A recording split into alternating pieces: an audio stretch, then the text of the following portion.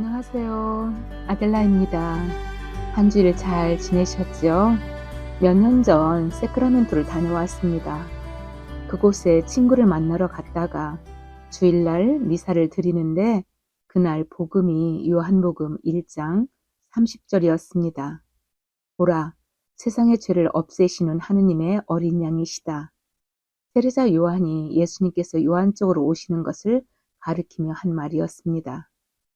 구약 시대에는 자기 죄를 사함받기 위하여 흠없는 송아지나 염소나 비둘기 같은 짐승에게 뇌 죄를 덮어 씌우고 대신 피를 흘리게 하여 제사를 바쳤다고 해도 저는 좀처럼 알아들을 수가 없었습니다. 하느님이 당신 외아들을 이 세상에 보내시어 내 죄를 대신하여 당신 아들을 속죄물로 바치셨다는 그 말은 더더욱 알아듣지 못하고 그냥 남이 가니까, 그냥 가야 한다니까 성당을 왔다 갔다가를 계속 했었습니다. 그러던 그날 세크라멘토 성당에서 세상의 죄를 대신할 하느님의 어린 양이 저기 오신다 하면서 시작된 강론에서 저는 제대로 알아들었습니다.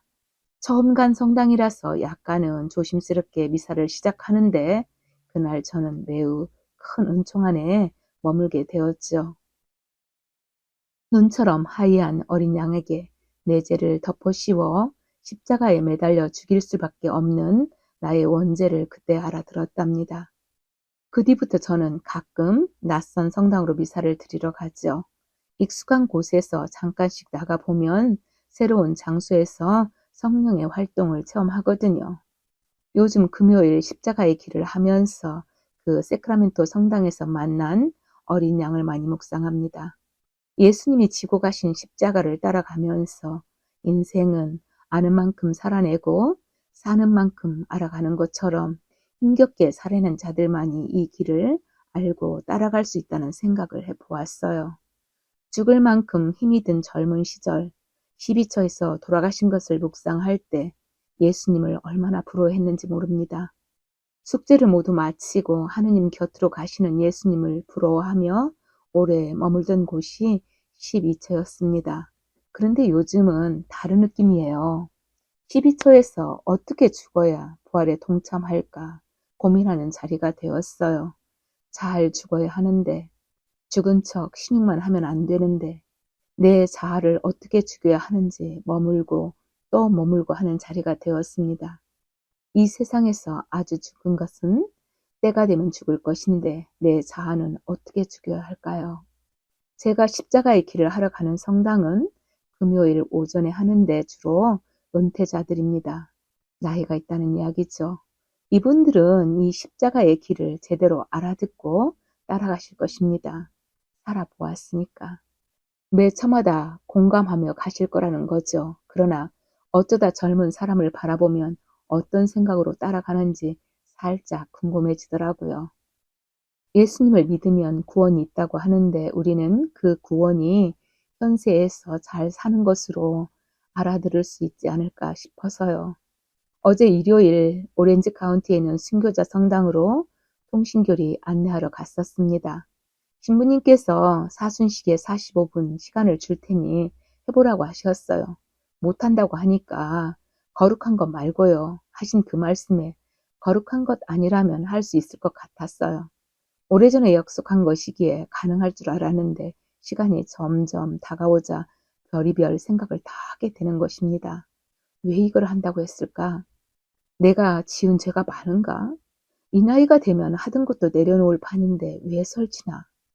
저의 친정어머니가 살아계셨다면 요즘에 제 모습을 보시고 암만 해도 네가 속이 허한갑다 하셨을 거예요. 왜 놈들 앞에 서려고 하느냐고 핀잔을 주었을 것입니다. 말을 많이 하면 책임질 일이 많아진다고 늘상 말씀하셨거든요. 드디어 마이크를 잡는 순간 준비해 가지고 간 원고는 보이지도 않고 무슨 이야기를 하는지 저도 모르겠더라고요. 그러다 드는 생각, 주님, 저 좀 도와주세요. 이 자리만 잘하고 나면 겸손해질게요. 순간 저도 모르게 마음속으로 그러한 조건 기도가 나오더라고요. 들어갈 때는 준비는 내가 하되 이루시는 것은 성령이 하실 거야 하면서 자꾸 제 욕심이 들어간 거예요. 저도 알아요.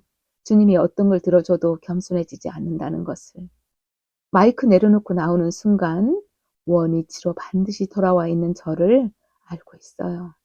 다만 많은 묵상을 했기에 다른 이들의 삶을 조금 더 이해할 수 있다는 것과 무슨 일이 있어도 내 힘으로는 거룩함에 도달하지 못한다는 것을 알아가는 것뿐이에요. 일요일 영원한 도움의 수녀님께서 강의기 때 하신 말씀, 작가 박완서님이 쓴 책 한 말씀만 하소서에 일찍이 남편이 돌아가시고 아들마저 교통사고로 죽고 난 뒤 아침에 신에 대하여 모든 원망과 악담을 하다가 저녁이 되면 다시 신을 소환해야 하는 것이 우리 인간이라고 쓴 것처럼 우리는 신을 떠나서 한순간도 살아낼 수 없는 인간들이라고 했습니다. 저도 일요일 통신교리 안내 끝에 비리시다의 15기도를 소개했습니다. 이 기도를 드리는 사람은 연옥보를 면하고 바로 천국으로 들어간다는 조건이 있었어요. 저는 이 기도를 해서보다 이 기도를 드리다 보면 예수님의 순환에 전적으로 몰입할 수밖에 없습니다. 비리지따는 남편 울프와 함께 프란치스코 제3의 회원이 되어 경건하게 살면서 8명의 자녀를 낳았고 그 중에 한 명이 카타리나 성녀입니다. 1373년 7월 23일 비리지따가 죽던 날 노자 성체를 영하고 감사한 마음에서 다시 미사에 참여했는데 거양 성체 때 소리 높여 주님, 제 영혼을 주님의 손에 맡기나이다 하며 숨을 거두었답니다. 젊은 사람들은 시간을 못 내지만 은퇴한 우리들은 우리 죽음을 우리가 책임져야 하지 않을까요? 제가 오래 알고 있는 분이 늘 하시는 말씀인데 죽을 때 우리는 그 죽음을 알고 가야 한다고 항상 이야기해 주었습니다. 그러면 저는 늘 반항을 했는데 이제야 겨우 그 뜻이 무엇인지 알겠더라고요. 내 죽음이 하느님 앞에 나가는 것을 알아야 주님, 제 영혼을 주님 손에 맡기나이다 라고 할 수 있지 않겠어요? 그래서 저는 매일 이 기도를 드리면서 연습하네요.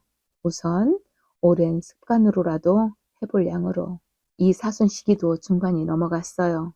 잘 준비하시어 우리 모두 함께 벅찬 부활에 동참하기로 해요. 또 한 주일 잘 지내세요. 감사합니다.